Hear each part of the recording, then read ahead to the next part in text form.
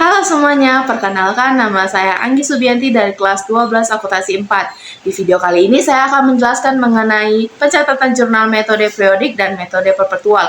Kira-kira apa sih ya metode periodik dan metode perpetual itu? Nah, metode periodik adalah pencatatan yang berkaitan dengan persediaan barang dagangan yang tidak dilakukan secara kontinu, sehingga persediaan barang dagangan akhir dihitung secara fisik yang ada di gudang. Nah, pada metode ini, nilai persediaan barang akan diketahui pada akhir periode dengan cara pemeriksaan fisik terhadap jenis dan jumlah barang yang ada pada tanggal tersebut. Nah, sedangkan metode perpetual adalah metode pencatatan yang berkaitan dengan persediaan barang yang dilakukan secara kontinu, sehingga pembelian akan menambah persediaan barang dagangan, dan bila terjadi penjualan, akan mengurangi persediaan barang dagangan. Nah, untuk lebih paham mengenai metode periodik dan metode perpetual ini, mari kita masuk ke dalam contoh soalnya di video berikut. Nah, untuk contoh soal kali ini, saya akan mengambil contoh dari transaksi PT Indonesia Maju pada bulan Januari 2024. Nah, pada tanggal 1, dibeli barang dagang pada CV Lava sebesar 8 juta dengan syarat 2/10 N/30. Nah, maksud dari 2/10 ini adalah dia akan mendapat potongan sebesar 2% jika dibayar dalam jangka waktu kurun 10 hari. Nah, berarti tanggal 1 ini bisa dibilang dengan sebutan hutang ya teman-teman. Nah, untuk jurnal metode periodiknya adalah purchase pada ACC payable sebesar 8 juta. Lalu pada metode perpetualnya adalah merchandise inventory pada ACC payable sebesar 8 juta. Lalu kita lanjut tanggal 2, menerima pelunasan piutang pada toko lanang sebesar 2.500.000. Nah, untuk metode periodiknya adalah cash pada ACC receivable sebesar 2.500.000. Untuk metode perpetualnya adalah cash pada ACC payable sebesar 2.500.000. Nah, kita lanjut tanggal 11, dijual barang dagang dari toko Bagas sebesar 5.600.000 dengan syarat 2/10 dan N/30. Nah, tanggal 11 ini sama nih dengan tanggal 1, dia dikredit. Nah, untuk jurnal metode periodiknya adalah ACC receivable pada sales sebesar 5.600.000, dan untuk metode jurnal metode perpetualnya adalah ACC receivable pada merchandise inventory sebesar 5.600.000. Nah, untuk tanggal 12 diterima nota kredit pada toko Ali sebesar 2 juta karena tidak sesuai dengan perusahaan. Nah, untuk tanggal 12 ini itu namanya adalah return pembelian secara kredit. Nah, untuk jurnal metode periodiknya adalah sales return pada ACC receivable sebesar 2 juta.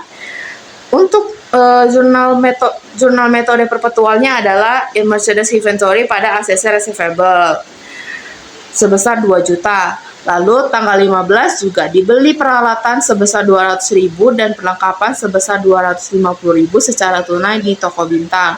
Nah, tanggal 15 ini adalah pembelian secara tunai. Untuk jurnal metode periodiknya adalah equipment supplies pada cash equipmentnya sebesar 200.000, supplies-nya sebesar 250.000, dan cash-nya dikredit sebesar 450.000. Demikian juga untuk metode perpetual. Nah, lalu pada tanggal 20, mengembalikan barang dagangan yang terbeli karena rusak 250.000 pada tanggal 1 Januari. Nah, tanggal 21 ini jelas ya, tanggal 20 ini jelas ya adalah sebuah return barang yang return barang secara kredit. Nah, untuk jurnal metode periodiknya adalah ACC receivable pada purchase return sebesar 250.000, dan untuk jurnal metode perpetualnya juga sama, yaitu ACC payable pada merchandise inventory sebesar 250.000. Nah, pada tanggal 21 dijual barang dagang Alfa PT Makmur sebesar 200.000 dengan syarat 2/10 N/30. Nah, untuk jurnal metode periodiknya adalah ACC receivable pada sales sebesar 200.000, dan untuk jurnal metode perpetualnya adalah ACC receivable pada merchandise inventory sebesar 200.000. Lalu di tanggal 25 dibeli secara tunai barang dagang sebesar 2.500.000. Nah, untuk jurnal periodiknya adalah purchase pada cash sebesar 2.500.000, dan untuk jurnal metode perpetualnya juga yaitu merchandise inventory pada cash sebesar 2.500.000.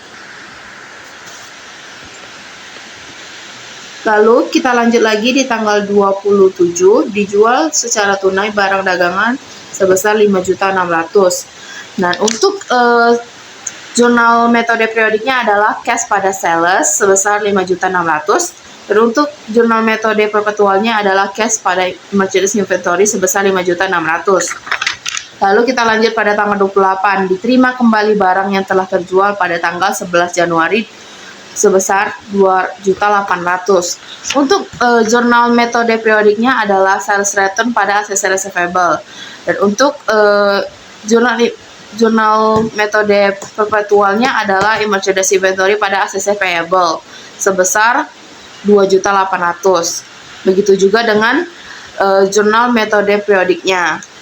Lalu kita lanjut lagi pada tanggal 30, dibayar biaya operasional sebagai berikut. 1.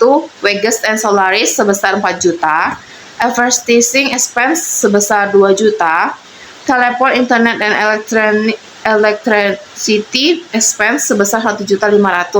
Dan untuk jurnal metode periodiknya adalah wages and salaries sebesar 4 juta di debit, advertising expense sebesar 2 juta di debit, telepon, internet, dan electricity expense di debit sebesar 1.500.000, dan cash sebesar 7.500.000 di kredit. Dan untuk metode perpetualnya juga sama seperti metode periodiknya. Sekian penjelasan saya, terima kasih.